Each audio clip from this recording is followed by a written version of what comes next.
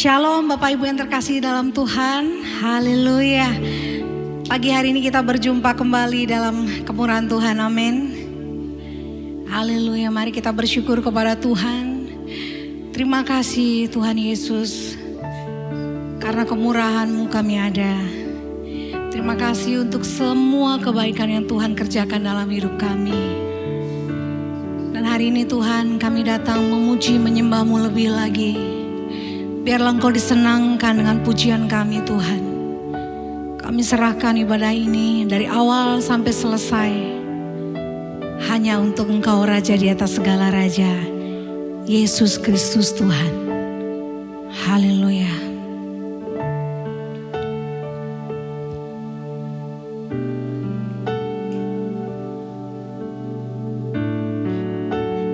Terima kasih Tuhan.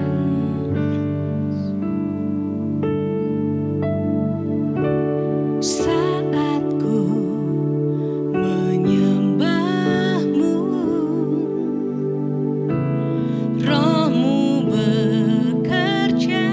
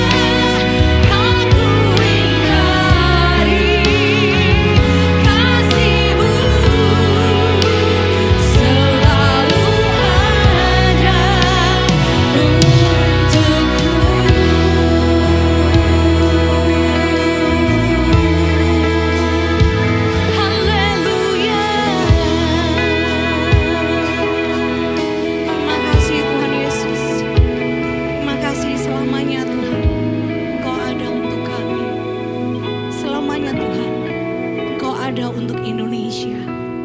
Dan kami mau bersatu hati bersepakat berdoa bersama-sama bagi bangsa dan negara kami yang tercinta Tuhan. Terima kasih untuk Indonesia ini ya Yesus Tuhan. Kami tahu Tuhan, ada banyak hal ya Yesus.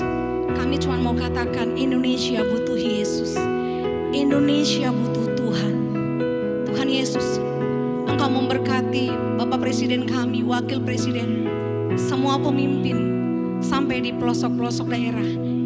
Kami mau katakan berkat damai sejahtera yang melampaui segala akal memenuhi setiap mereka di dalam nama Yesus.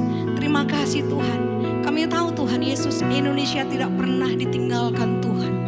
Engkau beracara atas Indonesia Tuhan. Semua anak-anak-Mu ditolong Tuhan. Tidak ada ketakutan dalam nama Yesus.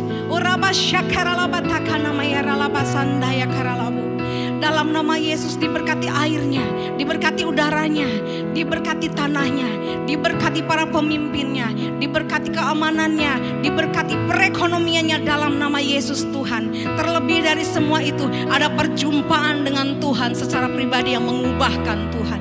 Terima kasih ya Yesus, terima kasih. Terima kasih Tuhan. Bahkan kami juga berdoa Tuhan Yesus, kami mau memberkati Tuhan Gembala kami Tuhan, Gembala senior kami Tuhan, Bapak Pendeta Timotius Arifin bersama dengan Ibu Vivi. Kami juga memberkati Tuhan Gembala Jabodetabek, Serang dan Banten Tuhan. Untuk Bapak Roni Daud Simeon bersama dengan Ibu Nancy. Dan Gembala kami di tempat ini Rok Pantai Indah Kapuk Tuhan Yesus, Bapak Hartono bersama dengan Ibu Linda. Tuhan kami percaya Engkau mengasihi mereka kemanapun mereka pergi. Tuhan kami berdoa dalam nama Yesus, mereka disertai Tuhan. Mereka beroleh kebajikan dan kemurahan Tuhan. Mereka beroleh perkenanan Tuhan dalam nama Yesus. Penggembalaannya diberkati Tuhan, keluarganya diberkati Tuhan, kesehatannya diberkati Tuhan. Apapun yang mereka kerjakan dalam kebenaran, Tuhan buat berhasil, beruntung dan mujur dalam nama Yesus Tuhan. Terima kasih Tuhan, terima kasih ya Yesus. Terima kasih Tuhan. Kami mau serahkan seluruh Tuhan Rock Ministry ke dalam tangan-Mu Tuhan. Gembala-gembala yang ada Tuhan, bahkan untuk seluruh Rim, pastor di Rim Tuhan, bahkan untuk gembala penatua harian, kami serahkan ke dalam tangan Tuhan. Apapun yang mereka kerjakan, mereka melihat buah-buah yang dihasilkan, buah-buah tetap dan lebat yang menyenangkan hati Tuhan. Terima kasih Tuhan Yesus. Kami percaya Tuhan, kami dipenuhi sukacita ilahi hanya di dalam nama satu, yaitu Yesus Kristus Tuhan. Kami berdoa dan mengucap syukur. Amin. Seberapa banyak bersukacita, lambaikan tanganmu. Apapun keadaanmu, putuskan bahwa engkau akan tetap bersukacita di dalam Tuhan. Amin. Haleluya. Yes. Mari sama memuji Tuhan, menari bagi Raja kita. Amin.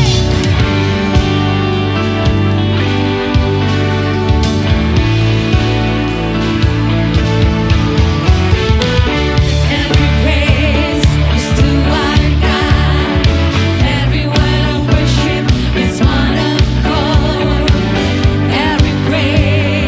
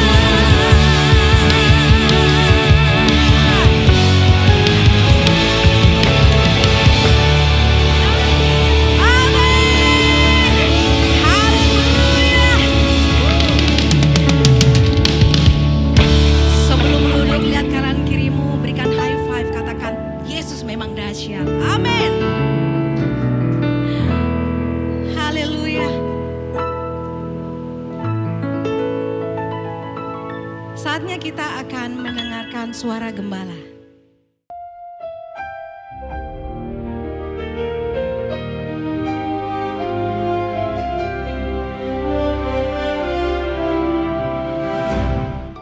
Sekali lagi saya buat pernyataan, hai warga kerajaan Allah.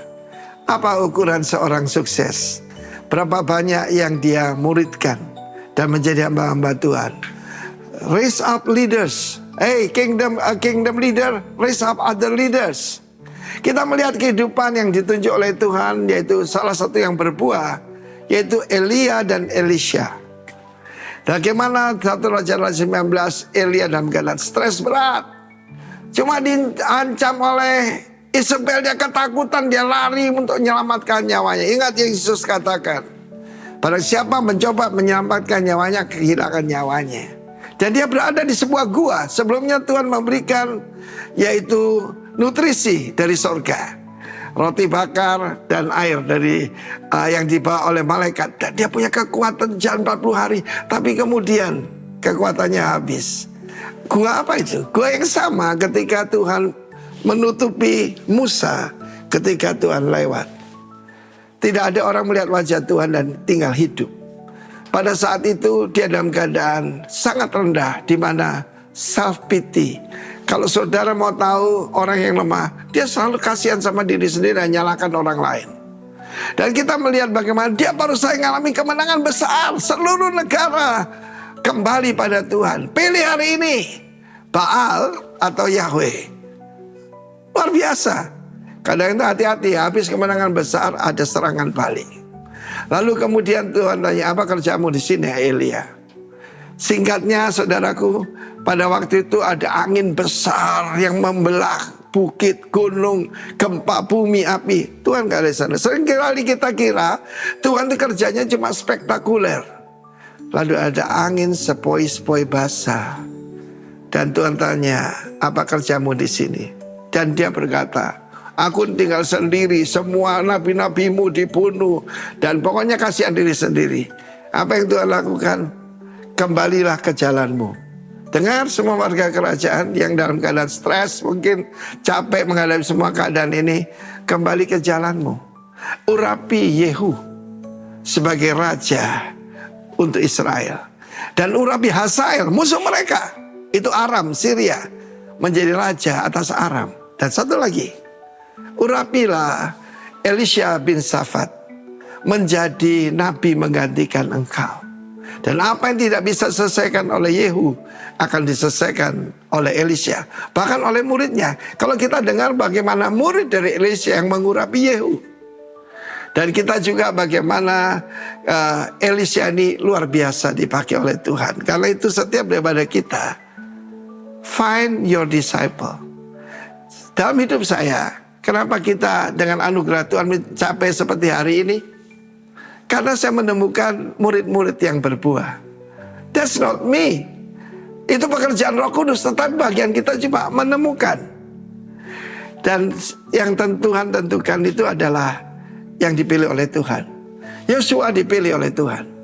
Bahkan anak-anak Musa tidak. Lalu kemudian Elisha yang menentukan juga Tuhan. Elia melemparkan jubahnya ke atas Elisha. Dan Elisha mengikut dia menjadi muridnya.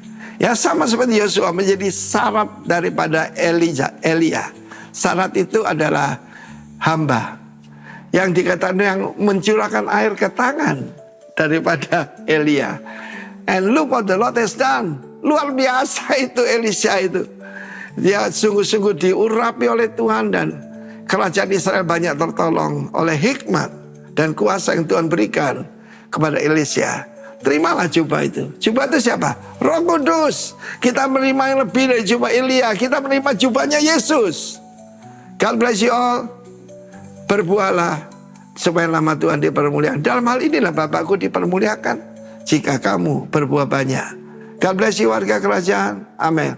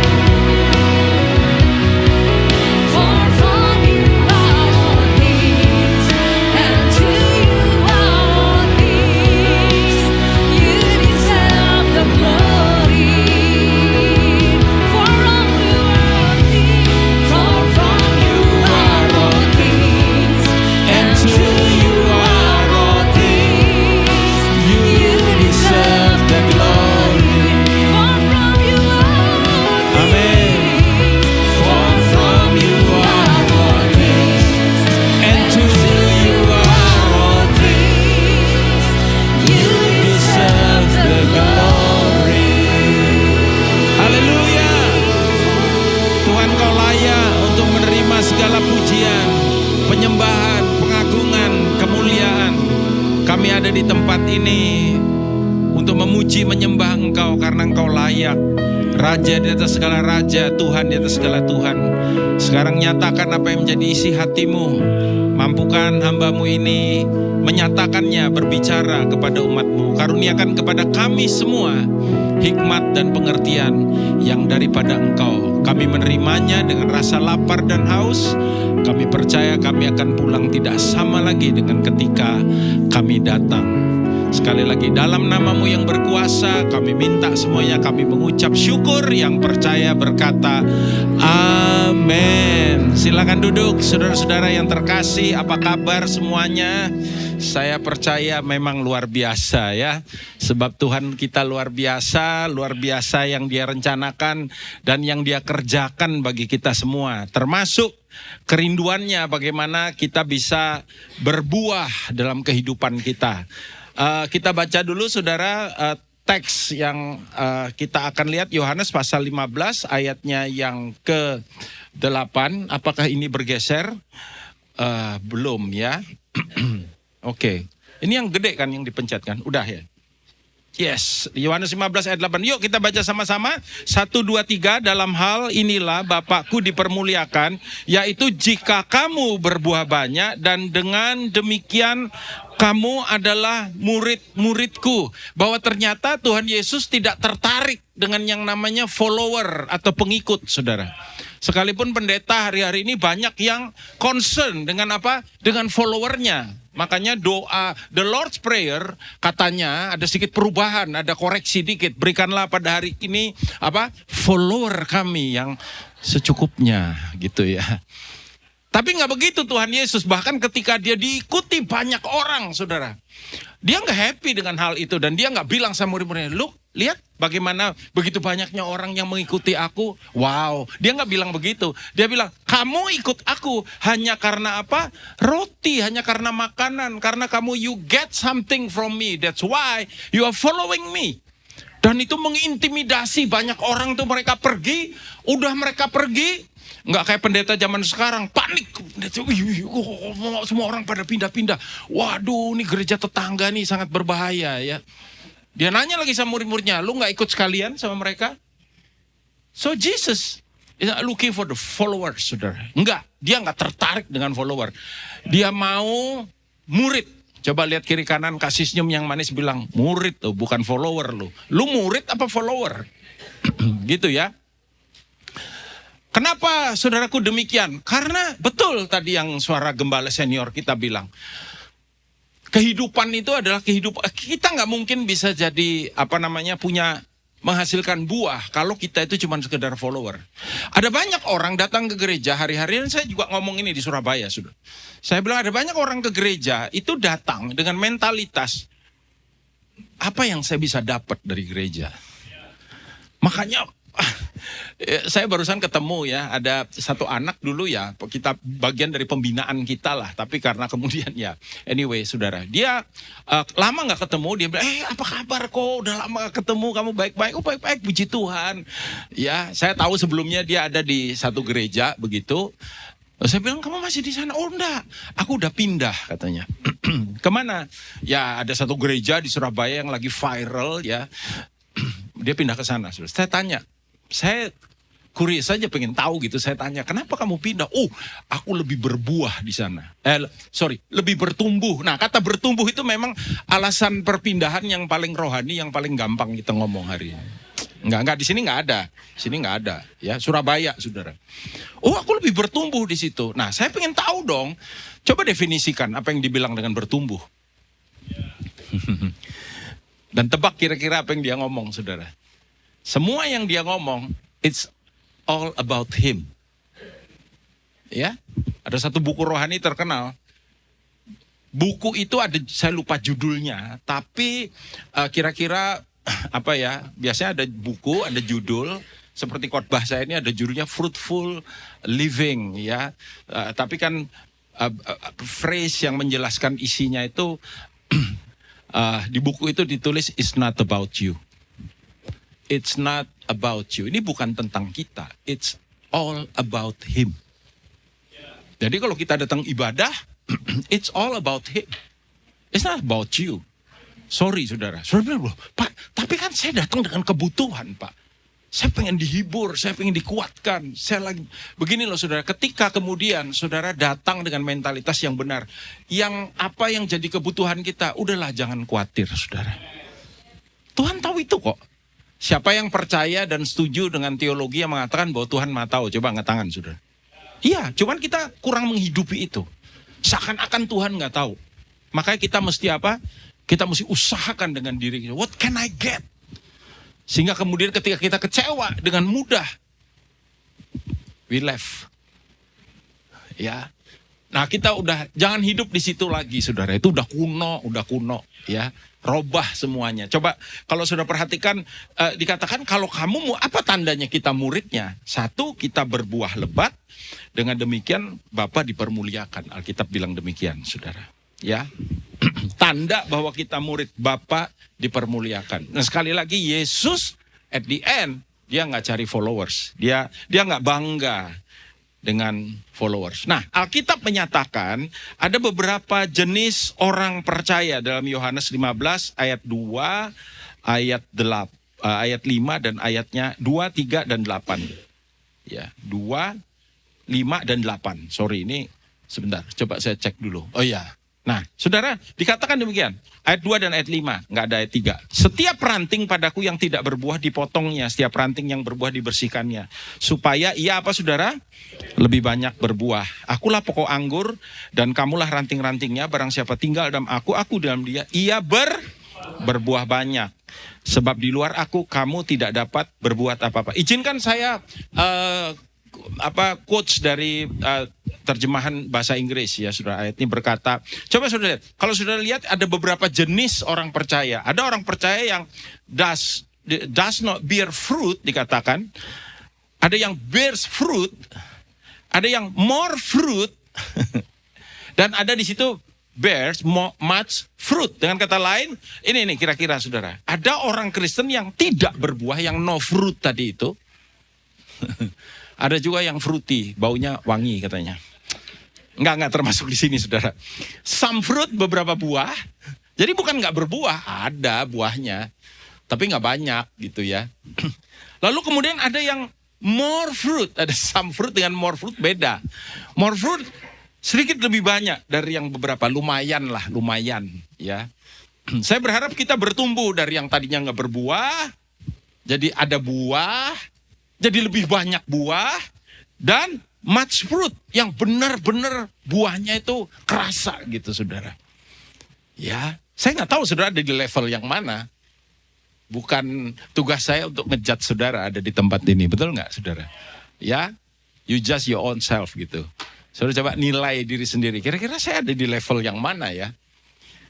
Jadi khotbah hari ini adalah untuk menolong kita semua saudara. Bagaimana kita bisa berbuah lebat. Bisa ucapkan bersama saya berbuah lebat. 1, 2, 3. Iya. Karena Tuhan mau kita berbuah lebat. Tentu aja buah yang benar ya.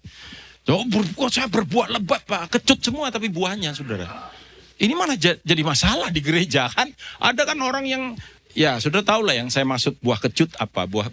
Saudara kalau makan buah kecut itu hanya enak buat disambel. Selain dari itu nggak ada gunanya. Ya saudara ya. Saudara tahu lah saya maksud dengan berbuah. Yang buahnya kecut kayak apa. Saudara kalau makan buah kecut, kira-kira ekspresi saudara gimana? Ada orang makan buah kecut kemudian bilang, wih enak banget ya. Gila lu coba enak banget. Enggak. Saudara, ketika kita bersentuhan dengan kehidupan orang lain dan buah saudara kecut, saudara menyiksa dia. Kira-kira begitu saudara. Enggak ada enak-enaknya sama sekali.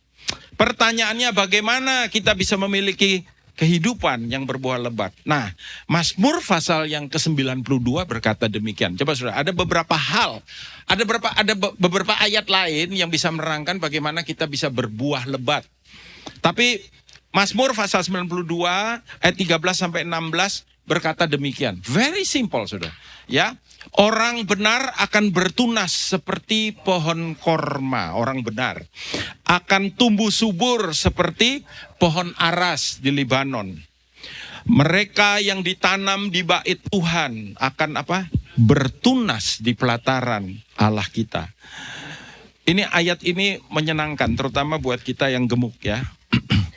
Ini pertama kali di Alkitab. Biasanya kita kalau dengar orang bilang kalau gemuk tuh nggak bagus Pak, gemuk tuh kurang sehat. Ini positif buat yang gemuk. Yang gemuk berkata A. Nah pada masa tua pun, coba lihat ini, pada masa tua pun mereka menjadi gemuk dan bukan berbuah, gemuk dan segar. Itu penting saudara ya. Buat yang gemuk ya. Untuk memberitahukan bahwa Tuhan itu benar, bahwa Ia gunung batuku dan tidak ada kecurangan padanya. Ini ayat ini saya tekankan lagi saudara, ya. Pada masa tua pun mereka masih berbuah. Nah, karena seringkali orang bilang ini, Pak dia udah gak usia produktif Pak. Udah waktunya pensiun. Ya. Udah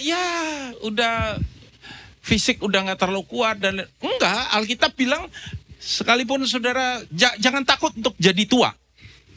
Karena saudara takut pun saudara tetap tua. Saudara gak ngapa-ngapain pun saudara duduk aja, saudara tua-tua sendiri. Benar gak saudara? Hah? Iya kan? Coba lihat lagi kiri kanan, kasih senyum, bilang jadi tua gak masalah, bilang gitu. Gak apa-apa. Asal jangan tua-tua keladi, bener gak saudara? Ya. Tapi tua yang bagaimana? Tua yang segar dikatakan. Ya. Nah adalah jaminan firman. Masih gini saudara, bahwa di dalam setiap musim kehidupan, saudara mesti tahu season of life-nya saudara. Karena kalau enggak saudara bisa salah di dalam menetapkan prioritas dalam hidup saudara. Kalau saudara nggak tahu musim kehidupan. Jadi gini, pertama kali saya mengerti tentang seasons of life ketika saya sekolah Alkitab. Saya sekolah Alkitab, saya dapat anugerah, saya ketemu dengan beberapa hamba Tuhan hebat-hebat ya.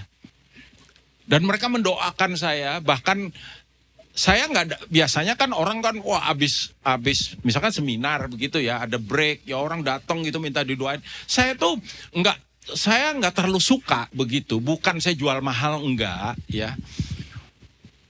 Ya, saya percaya kalau itu memang bagian saya, pasti ada aja jalannya gitu saudara. Simple ya. Dan saya beberapa kali pernah ya, lagi break saya ke toilet gitu. Si pembicaranya juga ke toilet. Ya kan, lalu kemudian keluar, ya mungkin dia lihat saya Asian ya. Dia tanya, where you from? Indonesia. Wow, Indonesia, dia bilang, far away from here. Oh iya, saya bilang, can I pray for you? Oh sure. Siapa yang gak mau didoain? Dia doain saya, saudara. Ya, nah hamba Tuhan 1, hamba Tuhan 3, 5, 6, 8. Beda-beda, ada beberapa beda-beda. Profesainya beda-beda. Jadi saya dulu berpikir gini, jangan-jangan yang ada yang pasti kalau beda-beda ada yang benar, ada yang salah ya kan? Yang benar nabi benar, yang salah nabi palsu gitu kira-kira. Tapi saya pikir lagi, tapi mereka semua itu hamba-hamba Tuhan yang berbuah, yang luar biasa. Yang influence-nya luar biasa. Satu kali biasanya kalau semester baru, kita ketemuan dengan leaders yang ada di sekolah itu. Dan saat itu saya ketemu dengan dia Dean of Academic dari sekolah Alkitab saya, saudara. Dan setelah ngobrol-ngobrol, dia tanya how was life, school, apa gini. Dia tanya, kamu ada pertanyaan nggak yang kamu mau tanya? Saya bilang ada. Lalu saya cerita sama dia, saya ketemu nih, itu profesinya beda-beda, yang benar yang mana ya? Lalu bilang, oh Daniel, you have to know about seasons of life. Kamu harus tahu tentang musim kehidupan. Jadi Tuhan bawa kita tuh ada musimnya. Nah, saudara ada di musim yang kayak apa? Ada musim enak, ada musim sukar, misalkan saudaraku. Ada musim di mana Tuhan bawa saudara move. Ya, Tuhan kita Tuhan dinamis, betul nggak saudara? Ada musim di mana pergumulan kehidupan saudara lain dengan yang sebelumnya atau sesudah dan seterusnya. Saudara. Oh begitu ya, saya baru ngerti saudara. Nah di dalam setiap musim kehidupan kita, bahkan ketika kita sudah mungkin senior, kurang enak lah kalau ngomong tua ya, apalagi orang Surabaya. Orang Surabaya itu kalau ngomong bukan tua, tuwek. Itu lebih tua dari tua, saudaraku. Tuwek gak ngerti tuwek. Nah itu tuh gak enak ya. Jadi saya lebih suka pakai istilah senior. Nah, jadi dari kita usia junior sampai kita usia senior, Kita tetap berbuah lebat, itu yang Tuhan mau sudah terjadi dalam. Karena itu memuliakan Bapa di surga. Dan itu adalah tanda bahwa kita bukan follower, kita disciples of Jesus. Kita muridnya Tuhan. Ya saudara. Nah, how to experience fruitfulness, mengalami keberbuahan. Mazmur tadi mengajarkan kepada kita. Number one, apa itu saudara? Hidup sebagai orang benar. Tentu saja hidup sebagai orang benar itu start dari ketika kita, saudara, datang kepada Dia. Kita benar bukan karena kebenaran kita. Saya mesti kasih theological basic di sini ya buat saudara. Kita tuh nggak bisa benar dari kebenaran kita, betul saudaraku? Momen kita bertobat, kita tuh jadi orang benar karena kita dibenarkan, ya. Dibenarkan itu adalah position, righteous, the righteous, orang benar. Nanti nextnya baru kita doing right. Ketika saudara jadi orang benar, pola pikir saudara benar, nanti kita lihat hati kita benar, kita ada alignment dengan pimpinan Roh Kudus, mulailah kita menjalani kehidupan di dalam kebenaran. Tapi keberadaan kita sebagai orang benar, itu murni adalah merupakan karya Kristus, kasih karunia daripada Sang Raja buat hidup kita. Yang setuju katakan amin. Itu sebabnya, nah sudah lihat, Mazmur 92 ayat 13 berkata demikian. Ada hubungannya antara keberbuahan dengan orang benar. Dikatakan orang benar akan apa? Bertunas seperti pohon korma, akan tumbuh subur seperti pohon aras di Libanon. Makanya mengerti bahwa kita orang benar itu penting. Bahkan jaminan doa dalam kitab Yakobus, doa orang apa saudara? Sangat besar kuasanya. Baru kemudian doa bila dengan yakin didoakan. Ya, tapi yakin aja saudara orang salah, sorga bilang sorry. Ya kan? Ada ayat misalkan Tuhan bilang apa yang kamu ikat di bumi akan terikat di sorga. Apa yang kamu lepaskan di bumi akan terlepas di sorga. Itu berlakunya buat siapa? Orang benar. Itu terjemahan The Message bagus sudah dibilang. If you say yes, the heaven will say yes. If you say no, the heaven will say no also. Kalau kita ngomong ya, sorga bilang. Artinya apa? Kita dapat backup. Tapi startnya harus dari apa saudara? Benar dulu, amin. Sehingga ada perkenanan Tuhan dalam kehidupan kita. Orang benar akan bertunas. Mazmur 25 ayat yang kelima berkata, bawalah aku berjalan dalam kebenaran-Mu dan ajarlah aku. Sebab engkaulah Allah yang menyelamatkan aku. Engkau ku nantikan sepanjang hari. Pemazmur berkata, bawalah aku berjalan dalam apa saudara? Kebenaran-Mu. Apa cirinya kita orang benar? Kita mencintai kebenaran dalam hidup kita. Apakah itu kebenaran? Simple, firman Tuhan. Ya, makanya saya percaya tanda orang sungguh-sungguh bertobat, cinta Tuhan, dia pasti baca Alkitab, saudara. Saya ketemu satu hamba Tuhan, benar juga, dia bilang, Dan, kalau jemaat elu gak lahir baru, dia orang Jakarta, jadi dia ngomongnya kayak begitu, saudara. Kalau jemaat lu gak lahir baru, biar sampai bebusa lu ngomong, baca Alkitab. Dia tetap aja gak baca katanya. Karena ketika seseorang dilahirkan baru, pasti ada kerinduan dalam pengenalan akan Tuhan dan firman-Nya. Amin, saudara. Itu tandanya. Orang tanya, Pak, tandanya saya lahir baru apa, Pak? Tanda saudara lahir baru ya, saudara mengasihi Tuhan. Dan tentunya mengasihi apa, saudaraku? Kebenarannya, firman-Nya. Itu saudara orang benar, pasti akan cari kebenaran. Iya. Dan ketika kita berjalan dalam kebenaran, ajarlah dikatakan. Selalu rindu. Engkau yang kunanti-nantikan sepanjang hari. Tentu saja orang yang kayak begini ada dalam keberbuahan. Efesus pasal 4 ayat 21-24. Selanjutnya berkata, karena kamu telah mendengar tentang Dia dan menerima apa saudara? Pengajaran di dalam Dia. Saya tuh tiap kali ke Jakarta, Pak Har ini selalu, Koden bisa nggak habis khotbah nanti kita bahas tentang ini gitu ya. Jadi setelah ini kita akan membahas sebuah topik yang lagi viral hari-hari ini saudara. Yaitu Firdaus dan sorga. Apa bedanya Firdaus? Benarkah kita berkata ketika ada seseorang yang meninggal dunia, kita bilang jangan khawatir Cim, cek ini udah di sorga bersama dengan Tuhan. Nah, benarkah ataukah kita harus mengganti dengan istilah baru?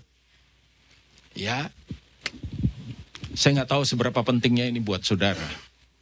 Tapi ini ya oke juga lah ya. Kita nanti abis ini kita mau bahas, menarik saudara, menarik. Ya, setelah saya mempelajari sendiri, saya lihat, saya discuss dengan tim pengajaran di Surabaya, menarik. Ya, saya janjikan itu menarik. Kalau nggak menarik, maafkan. Nah, saudara, menerima pengajaran di dalam dia, menurut apa saudara? Kebenaran yang nyata dalam Kristus, yaitu bahwa kamu berhubung dengan kehidupan kamu yang dahulu harus menanggalkan apa? Manusia lama. Coba yang di sini yang udah manusia baru siapa? Boleh angkat tangan saudara? Nah, kapan kita tuh jadi manusia baru? Ketika kita dibaptis, kita bangkit. Nah, Alkitab bilang kamu telah menanggalkan manusia lama. Manusia lamanya udah mati. Dikubur di mana? Makanya kolam baptisan itu kita bilang tuh kuburan. Kuburan manusia lama. Ketika kita bangkit, kita jadi apa? Manusia baru. You become a new man, dibilang begitu. Manusia baru. Ya, dulu zamannya Pak Alex ya, saya panggilnya Om tuh. Dia selalu bilang, Alex itu manusia lama, Abraham manusia baru katanya. Ya. Tapi saudara, kalaupun tetap Alex, boleh aja tetap Alex ya. Manusia lama, manusia baru.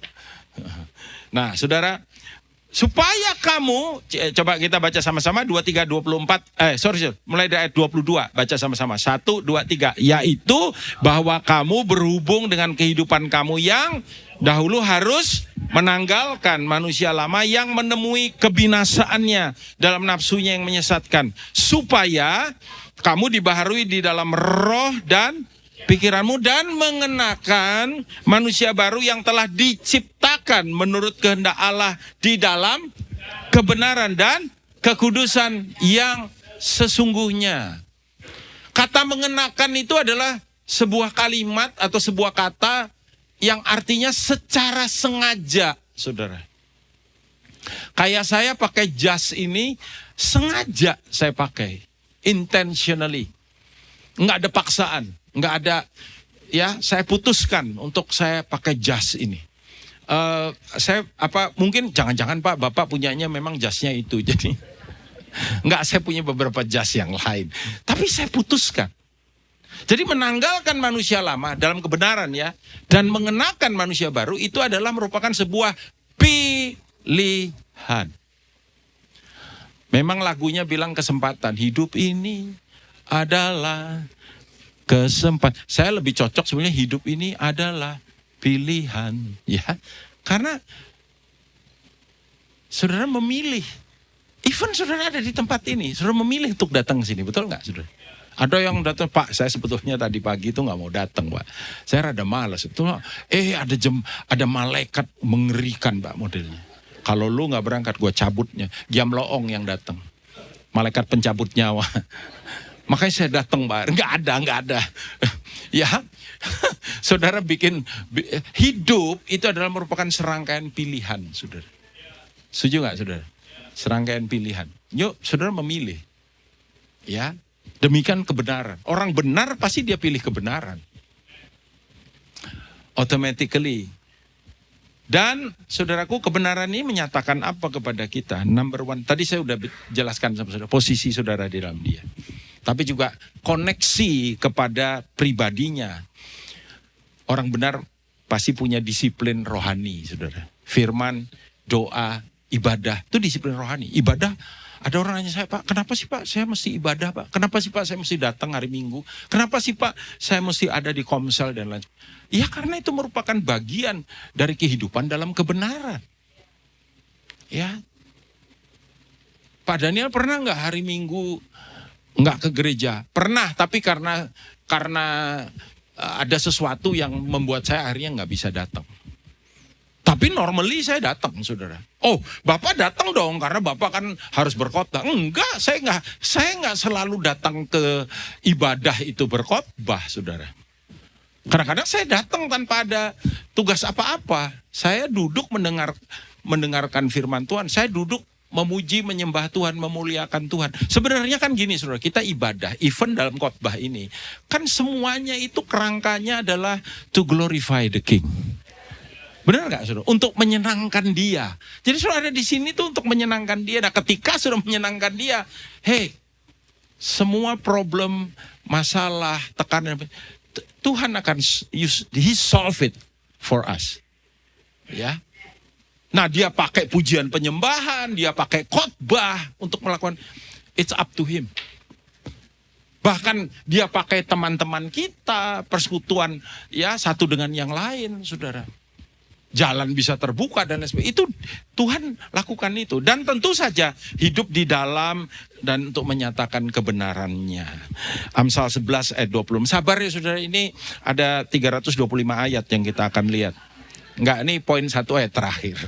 Amsal 11 ayat 28. 1, 2, 3. Siapa mempercayakan diri kepada kekayaan akan jatuh, tetapi orang benar akan tumbuh seperti daun muda, ya. Orang benar akan tumbuh seperti daun muda. Mazmur 37 ayat 39 dan 40. Orang benar akan diselamatkan oleh Tuhan. Ia adalah tempat perlindungan mereka pada waktu kesesakan. Lihat sudah, posisi sebagai orang benar itu ada privilege-nya. Bukan berarti tidak ada pergumulan. Bukan berarti tidak ada tantangan dalam kehidupan kita. Kita hidup di dunia yang tidak sempurna. Jadi semenjak kejatuhan di Taman Eden, there is nothing perfect world, dibilang.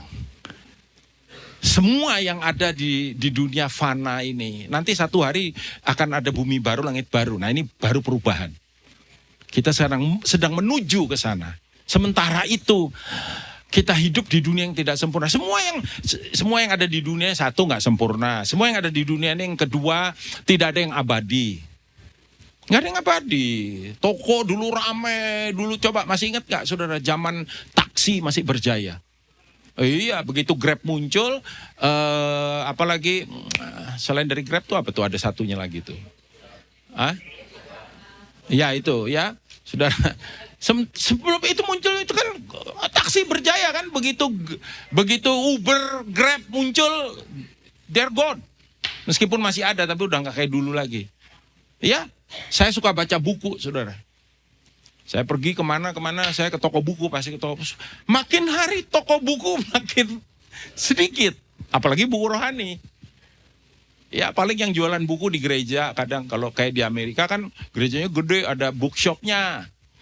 Tapi toko bukunya, even Barnes and Noble is the biggest chain store ya. Barnes and Noble kan saudara, gede-gede kan ada section yang untuk Kristen juga ada, saudara. Sekarang udah pada hilang lenyap. Berapa tahun yang lalu yang saya dengar Barnes and Noble sudah bangkrut. Kenapa? Kalah sama Amazon. Kalau sekarang Tokopedia, apalagi saudara? Shopee, apalagi? Ibu-ibu yang jawab ya. Bapak-bapak tinggal ngelus dada. Tiap kali ibunya pegang handphone dilirik, Shopee, Wurapakama Shandaral. Bebaskan dia dari yang jahat, Tuhan. Sudah jarang, nggak ada yang abadi di dunia. Coba lihat kiri kanan, saya bilang nggak ada yang abadi di dunia. Yang ketiga, semua yang ada di dunia itu akan mengalami perubahan. Yang nggak berubah adalah perubahan itu sendiri. Ya kan? Even orang yang duduk di sebelah saudara, dia bisa berubah, saudara. Pak Arifin satu kali bilang gini, Dan kita mesti prepare for everything. You know why? People change. Orang tuh bisa berubah. Syukur-syukur berubah ke arah yang baik. Amin, saudara. Iya. Paulus saja bilang, manusia jasmaniku mengalami apa? Kemerosotan. Tapi manusia rohaniku makin kuat. Amin, saudaraku. Udah manusia jasmaninya merosot, manusia rohaninya makin merosot juga. Aduh, belum masuk neraka udah kayak neraka rasanya. Apalagi itu orang yang hidup bersama dengan saudara. Sampai istrinya ngeliatin, kapan si bandot ini mati? Enggak. Ayat 40, Tuhan menolong mereka dan meluputkan mereka. Ia meluputkan mereka dari tangan orang-orang fasik dan menyelamatkan mereka. Sebab mereka berlindung padanya. Sudah bisa lihat? Why to be a righteous? Itu adalah salah satu syarat keberbuahan dalam kehidupan kita. Dan tidak hanya itu saudara. Tapi juga dikatakan ketertanaman di bait Tuhan. Ini yang seringkali, terutama generasi muda kita ya, Gen Z itu dilahirkan itu with so many choices saudara. Dilahirkan dengan banyak. Zaman saya dulu bertumbuh ya, dari anak-anak, remaja, pemuda, itu gak banyak pilihan. Gak banyak pilihan. Sekarang tuh, waduh, dunia terpenuh dengan berbagai macam pilihan. Dari satu alat ini aja saudara, banyak banget. Zaman saya jadi mahasiswa gak ada AI, gak ada saudara. Internet aja masih langka. Makanya kita kalau bikin tugas, bikin apa, itu murni dari kita. Itu kita cari, itu susah itu nyarinya, harus ke perpustakaan. Perpustakaan juga mesti dibuka bukunya, diketik lagi. Waduh, kalau zaman sekarang gampang, di foto aja cek, terus di itu istilahnya, di select, pindahin, klik, udah gak perlu diketik, keluar ya, set. Bahasa Inggris, pindahin mau ke bahasa Indonesia, bahasa Rusia, bisa langsung. Gampang banget. Gen Z dilahirkan dengan kemudahan teknologi misalkan. Gen Z bisa melihat dunia ini tanpa dia harus berpindah. Tapi juga Gen Z dilahirkan, cantik mereka, tapi lembek katanya. Makanya dibilang strawberry generation. Tapi saya coba renungkan lagi, saya coba lihat lagi. Kenapa saudaraku kita melahirkan generasi strawberry? Sebetulnya yang paling bertanggung jawab, yang membuat mereka jadi strawberry adalah kau dan aku.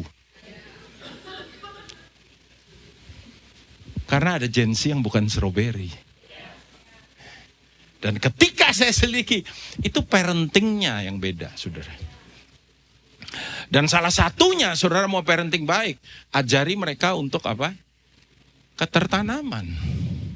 Ya, ini saya ngomong begini bukan karena saya pastor, enggak. Karena ini kebenaran. Coba lihat ayat yang ke-14 bilang, mereka yang ditanam di bait Tuhan. Jadi juga nggak nanam-nanam sembarangan. Kan? Ya. Akan bertunas di pelataran Allah kita. Jadi ada hubungannya antara ketertanaman dengan keberbuahan. Tertanam di mana Pak? Terutama nomor satu ya dalam pribadinya. Ada koneksi yang strong. Dan adalah kerinduan Tuhan untuk ada dalam kehidupan kita, saudara. Namanya salah satu itu Immanuel. Yang artinya adalah bersatu kita teguh. Bukan ya, artinya Allah beserta. Itu kerinduan hati Tuhan untuk senantiasa ada bersama dengan umatnya. Saudara mesti tahu itu. Keintiman buat Tuhan tuh matters. Baca narasi Alkitab mulai dari Kejadian sampai Wahyu, saudara. Tuhan selalu ingin bersama. Kenapa Daud begitu istimewa dalam pandangan itu? Daud manusia biasa, dia pernah salah, dia pernah ngaco, dia pernah mikir yang enggak. Nah dia ngintip cewek mandi itu kan enggak pikirannya, betul enggak saudara? He's not perfect. Tapi Tuhan bilang dia berkenan di hatiku. Coba lihat saudara. Semata-mata kalau saya pelajari adalah karena Daud mengerti isi hati Tuhan. Daud tuh intimate person. Makanya dia tuh apa talentnya Daud? Talentnya Daud tuh bermusik, saudara. Coba saudara lihat, Daud itu ya dalam in all seasons in his life, he always sing song. Iya, temennya mati dia nyanyi, ya kan? Sahabatnya mati dia nyanyi, lagi perang nyanyi, lagi seneng nyanyi, cuman lagi ngintip Batseba dia nggak nyanyi.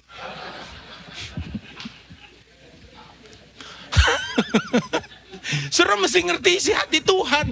Tuhan itu sangat, apa ya kalau saya boleh bilang ya, Tuhan itu sangat, saya nggak nemu istilahnya ya, tapi sangat dipengaruhi oleh kedekatan, saudara. Tertanam dalam gereja lokal. Saya senang ketemu saudara hari ini. I love local church. Serius. Hari ini saudara, ketertanaman dalam gereja lokal ini jadi murah sekarang. Orang bisa pindah kemana-mana, pindah seenaknya, pindah. Hei, kalau hari ini saudara di tempat ini, udahlah gini loh saudara. Karena di dunia ini gak ada yang sempurna, maka gereja juga gak ada yang sempurna. Temukan tempat saudara, and stay. Ya, kecuali gembalanya tiba-tiba ngaco hidupnya saudara. Ya, nambah istri, skandal, seenaknya sendiri, ya udah you left. Karena itu bukan tempat yang bagus untuk tertanam. Ya kan? Kita orang benar, salah satu ilustrasi, hari ini aja yang kita belajar. Kita orang benar tuh kayak pohon, kata Tuhan. Ada banyak ilustrasi di Alkitab, kayak pohon. Pohon itu bisa bertumbuh dan berbuah, itu kalau di memang tanah yang tepat. Ya. Jadi kalau ini tanah yang tepat, tertanamlah saudara. Jangan pindah-pindah. Pindah-pindah tuh sama kayak begini loh. Ditanam di pot ini, cabut, taruh di halaman. Seminggu dia kayaknya kok kurang asik, pindahin lagi, cabut lah. Ini itu di tanah yang tepat, ini pindah-pindah, mati saudara. Mati, saya jamin mati dia. Oke ya. Nah tentunya ketertanaman ada prosesnya. Komsel ada prosesnya. Ini tertanam dalam komsel dan komsal komunitas. Ada prosesnya. Besi menajamkan besi, manusia menajamkan sesamanya. Siapa di sini yang manusia? Siapa yang ditajamkan? Hah? Betul nggak? Dan penajaman bisa terjadi kalau kita dekat. Kalau jauh, lucu sekali ada orang Kristen bilang, Pak, saya dulu itu di gereja lama itu, Pak, saya, gak enak lah Pak, saya ngalami ini, dia cerita ini.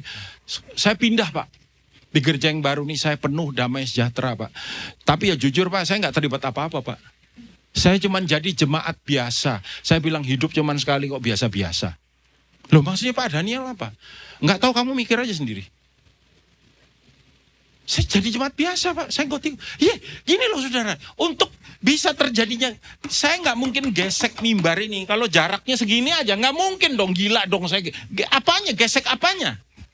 Tapi saya deket, baru saya ngegesek. Hah? Betul nggak saudara? Ya jelas lah, saya bilang jelas lah. Kamu fine-fine aja di gereja. Iya, kamu kan gak ikut apa-apa. Iya, you far from them.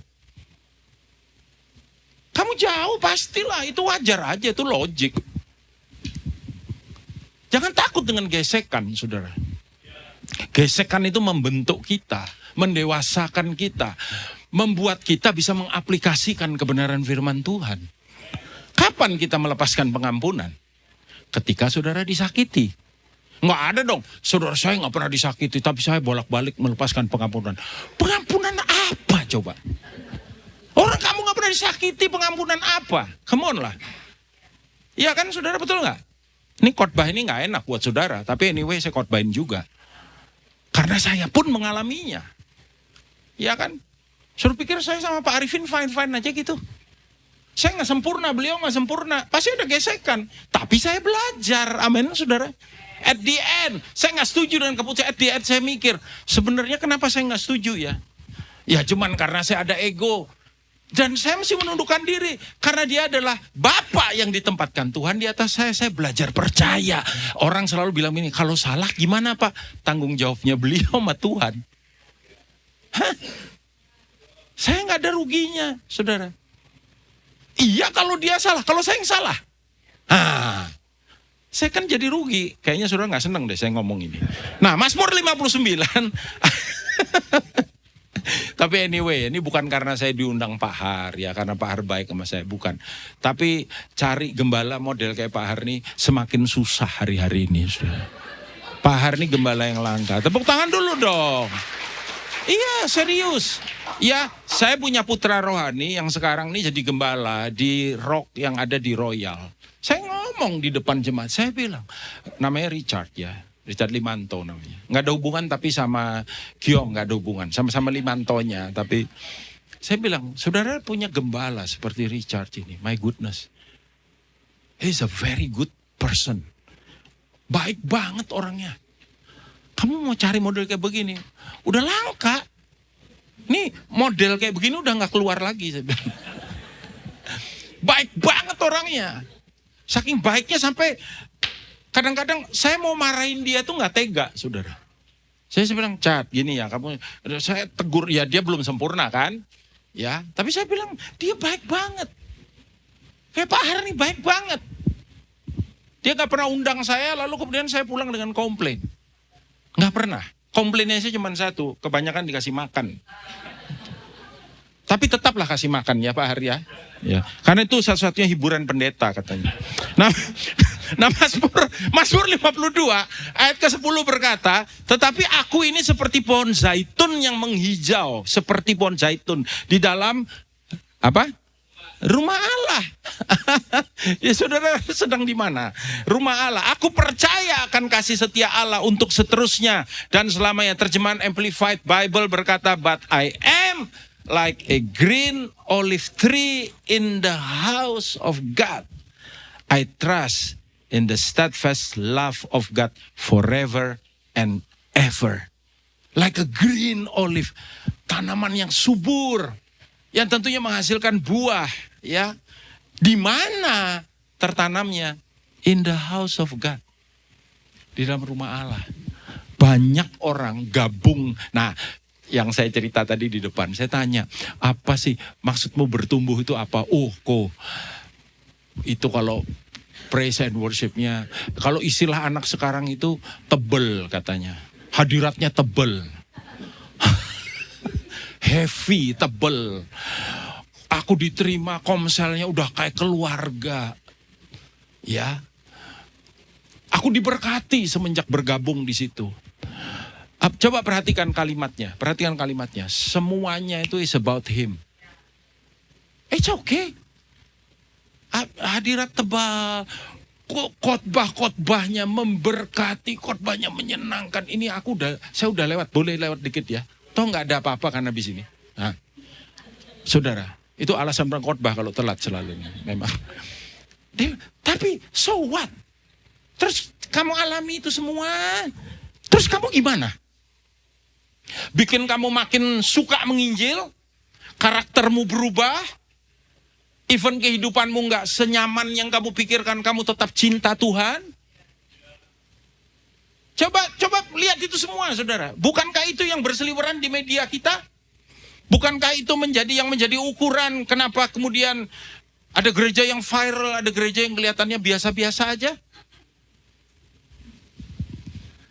Saya percaya kalau kita dewasa kita akan beda pendapat kita, saudara. Ternyata bertumbuh dan berbuah itu dua hal yang berbeda. Tapi seharusnya kalau orang bertumbuh dia akan berbuah yang ditaburkan di tanah yang baik. Lihat ini saudara, 1, 2, 3. Ialah orang yang mendengarkan firman itu dan mengerti dan karena itu ia berbuah. Ada yang 100 kali, 60 kali, 30 kali lipat. Itu 30 kali ganda, 60 kali ganda, 100 kali. Maksudnya itu saudara. Ya, dan tentu saja the last but not least, orang yang hidupnya itu mempermuliakan Tuhan. Ayatnya tadi berkata begini, untuk memberitakan bahwa Tuhan itu benar, bahwa ia gunung batuku dan tidak ada kecurangan padanya. Tidak ada kecurangan. Jangan pernah mempertanyakan Tuhan. Dan jangan pernah, saudara? Kecewa apalagi sama Tuhan. Anak saya yang kedua, dia kena autoimun. Dan autoimun itu menyerang saringan ginjalnya. Akibatnya proteinnya bocor, albuminnya turun, tubuhnya bengkak. Dan dokter berkata waktu itu satu-satunya pengobatan adalah dengan steroid. Karena dia gede, dia dikasih steroid dosis paling tinggi. Dan dengan pemakaian waktu yang cukup lama, ada side effect-nya. Dokternya bilang, Pak, ada lebih dari 100 efek samping pemakaian steroid. Steroid itu dibilang obat dewa, tapi kalau kelamaan dipakai dia jadi setan, saudara. Nah, apa side effect-nya buat anak saya? Dia mengalami spine-nya itu osteo. Jadi tulang belakangnya itu jadi lembek. Akibatnya dia kehilangan tinggi badan 7 cm. Jadi dia, kokonya dia, anak saya dua-duanya cowok. Kokonya dia dan adiknya ini, dia paling tinggi, paling gede. Sekarang dia paling pendek. Hilang 7 cm, saudara. Ya, untung dia tinggi, cukup tinggi. Jadi sekarang tinggi badannya kira-kira 171 lah. Lumayan lah masih. Ya, meskipun kena diskon, saudara. Dan dia pernah nangis. Dia bilang, Pak, aku nanya Tuhan, kenapa Tuhan? Aku nih udah kena ini, autoimun ini, masih kena lagi ini, tulang belakang. Dia kesakitan waktu itu, saudara. Saya bilang dia, kamu jangan pernah mempertanyakan Tuhan. Percayalah bahwa di dalam setiap pergumulan kita, Tuhan bisa pakai itu untuk memuliakan namanya. Percayalah bahwa lewat pergumulan ini, kan kita belajar meredefinisi masalah, betul gak, saudara?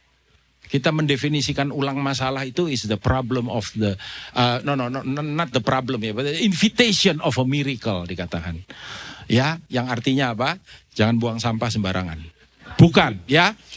Problem adalah undangan terhadap mujizat. Amin, saudaraku. Dan it's happened. Dia belum secara sempurna sembuh, tapi di dalam proses itu kita melihat begitu banyak perbuatan Tuhan yang luar biasa, saudara, di dalamnya. Jadi sebetulnya segala sesuatu yang terjadi dalam kehidupan kita bisa nggak? Ya kalau kita baru diberkati, semuanya enak, apa yang kita ingini kita dapat, memuji Tuhan, memuliakan Tuhan, bahkan memberitakan betapa baiknya Tuhan, itu gampang. Betul nggak, saudara? Tapi kalau yang terjadi sebaliknya, nggak semudah itu. Nah, Tuhan mau bahwa di dalam dan lewat hidup kita, dia dipermuliakan. Jadi Yesus pernah bilang begini, hendaklah terangmu bercahaya di depan semua orang. Apa itu terang bercahaya? Supaya mereka melihat perbuatanmu yang baik. Baik itu kalos dalam bahasa aslinya. Excellent. Dan memuliakan Bapakmu yang di surga. Hendaklah terangmu. Let your light, dibilang. So shine. Terangmu. Masalahnya orang Kristen seringkali bilang, jangan lihat saya, lihat Tuhan.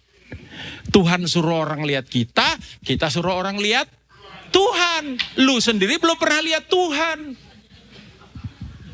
Hah? Coba yang benar yang mana coba? Malaikat bingung, ini orang gimana sih? Bos bilang suruh lihat dia. Dia bilang lu lihat Tuhan. Coba saudara. Saya nggak terusin, nanti saudara makin nggak suka sama saya. Ya saya 60, ini ayat terakhir. Ya saya, pemain musik silahkan kembali, singer song leader. Saya 60 ayat 1-3. Ayo baca sama-sama. 1, 2, 3, lihat. Bangkitlah, menjadi teranglah, sebab terangmu datang dan kemuliaan Tuhan apa? Terbit atasmu. Sebab sesungguhnya kegelapan menutupi bumi dan kekelaman menutupi bangsa-bangsa. Tetapi Terang Tuhan terbit atasmu dan kemuliaannya menjadi nyata atasmu. Lihat akibatnya. Bangsa-bangsa berduyun-duyun datang kepada terangmu dan raja-raja kepada cahaya yang terbit bagimu. Kalau tadi ayat terakhir, ini ayat yang paling terakhir. Sambil berdiri, saudara. Mazmur 145 ayat 1-3. 1, 2, 3. Puji-pujian dari Daud. Aku hendak mengagungkan Engkau, ya Allahku, ya Raja. Dan aku hendak memuji namamu untuk seterusnya dan selamanya. Setiap hari aku hendak memuji Engkau dan hendak memuliakan namamu untuk... Iya, ayat 3, besarlah Tuhan dan sangat terpuji dan kebesarannya tidak terduga. Biarlah di dalam dan lewat kehidupan kita dan di dalam dan lewat segala keadaan, baik yang enak nggak enak, oke nggak oke, kita setuju maupun kita nggak setuju, menyenangkan maupun tidak menyenangkan, kita pakai semuanya untuk memuliakan Dia, saudara. Ketika kita diberkati, ketika kita happy, ketika apa yang kita rindukan terjadi, tentu saja kita memuji, menyenangkan hatinya, dan memuliakan Dia, betul? Tetapi even ketika hidup kita itu sulit, susah, nggak sesuai kehendak kita, kita juga harus tetap belajar memuliakan Dia. Dan percayalah, saudara, lewat semuanya itu namanya dimuliakan, saudara. Lewat semua, lewat yang tandanya sudah bertumbuh dan berbuah, saudara dewasa di dalam Dia. Amin, saudaraku. Naikkan pujian ini sama-sama. Silakan.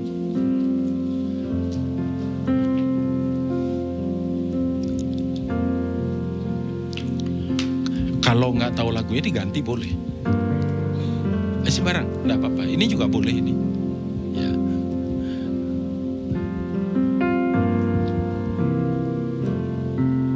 You are worthy of it all. Yes, amin. You are worthy of it all.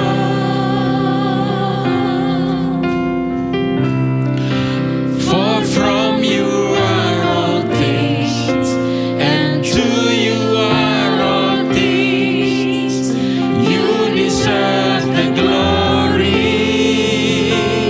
Oh, you are worthy of it all.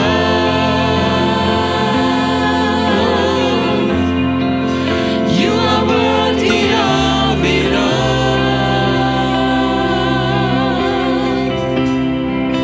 For from you are all things, and to you are all things. You deserve the glory.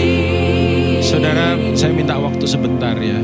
Satu hari di tengah-tengah pergumulan saya dengan anak saya yang kedua, saya tuh pernah protes sama Tuhan. Bukan protes sebetulnya, cuman saya bilang, Tuhan, saya ini hamba-Mu. Dan tentunya as a pastor ya, kita berhadapan dengan banyak hal. Saya doain orang sakit sembuh, tapi anak saya sakit saya doain, kayaknya gak terjadi apa-apa. Bukan berarti tidak ada progres di dalam kesehatan. Ada, even sampai hari ini, saudara. Tapi apa susahnya sih? Ya, karena kerinduan saya terjadi terobosan begitu, sehingga itu yang ada dalam benak saya, saudara. Tapi Tuhan bilang, seperti tingginya bumi dengan langit, demikian pikiranmu dengan pikiranku. So, saya pernah, I'm questioning God. Gitu. Sampai kemudian Tuhan kasih understanding buat saya. Sudah tahu gak Tuhan bilang apa? Coba ya Daniel, kamu hitung sejak dari dia sakit sampai sekarang. Kamu hitung berapa banyak biaya yang kamu keluarkan. Untuk obatnya, untuk dokternya, untuk perjalanannya. Kita terapi dia di Malay ya, saudara. Coba hitung.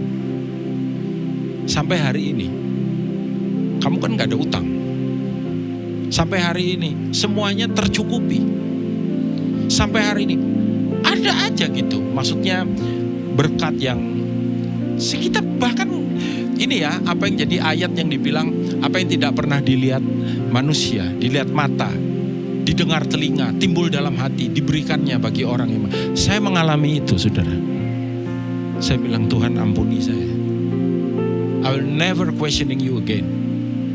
Ya, saya nggak tahu bagaimana hari ini saudara ada di tempat ini. Memang kita sedang berbicara tentang berbuah ini.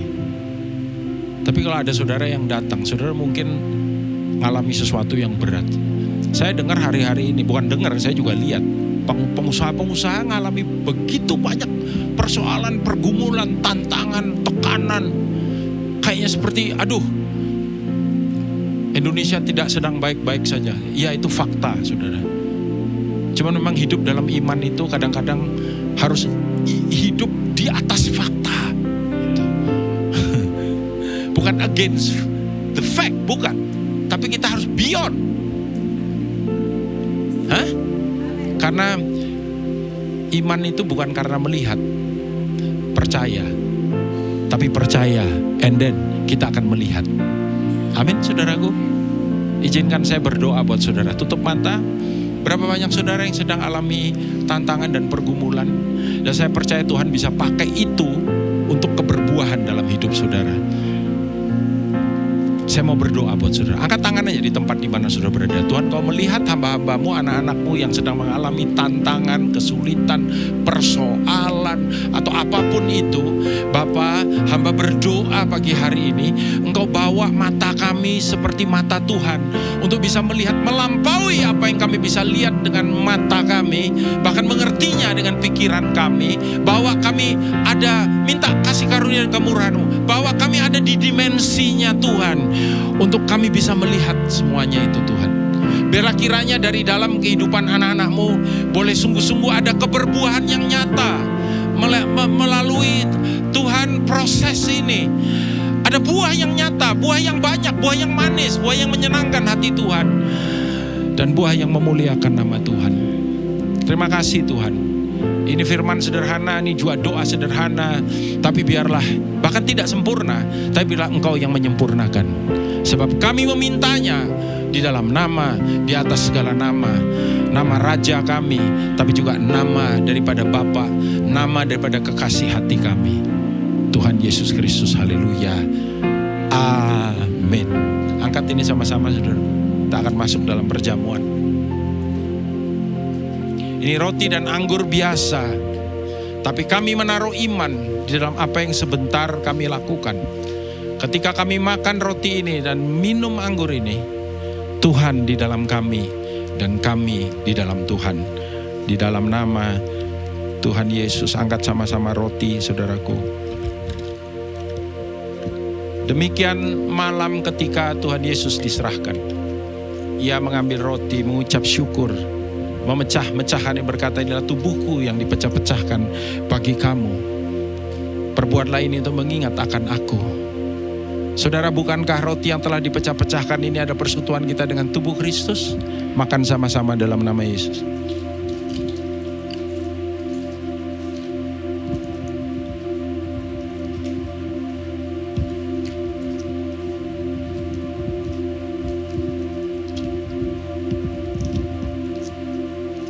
Angkat sama-sama cawan. Demikian juga ia mengambil cawan yang berisi anggur, lalu berkata, inilah cawan perjanjian baru yang dimeteraikan oleh darahku. Darah yang dicurahkan untuk pengampunan dosa. Maka kita percaya kita tidak lagi hidup di bawah kutuk dosa, apapun itu, kita hidup di bawah berkat-Nya. Karena itu saudara-saudara, bukankah cawan pengucapan syukur yang di atasnya kita ucapkan syukur, ini adalah persekutuan kita dengan darah Yesus. Minum sama-sama dalam nama Yesus. You are worthy of it all. Haleluya. You are worthy of it all.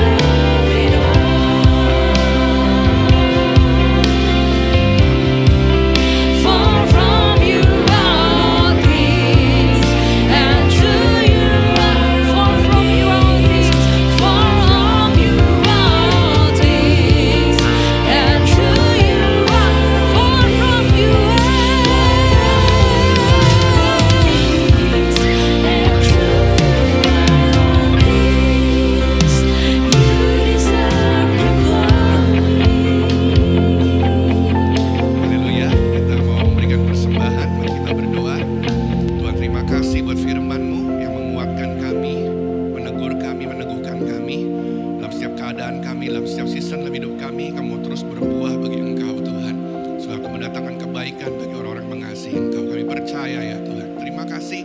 Ntar kami juga diberi kesempatan untuk memberi Tuhan, memberikan persembahan, memberikan kami. Terima kasih buat anugerah-Mu, buat kesempatan yang Kau berikan buat setiap kami Tuhan. Kami memberikan dengan sukacita Tuhan, karena Kau yang memberkati orang yang memberikan dengan sukacita. Terima kasih Tuhan. Di dalam nama Tuhan Yesus kami berdoa. Haleluya. Amin. You are worthy of it all. You are worthy of it all. For from you are all things, and to you are all things. You deserve the glory. You are worthy. You are worthy of it all, Jesus. You are worthy of it all.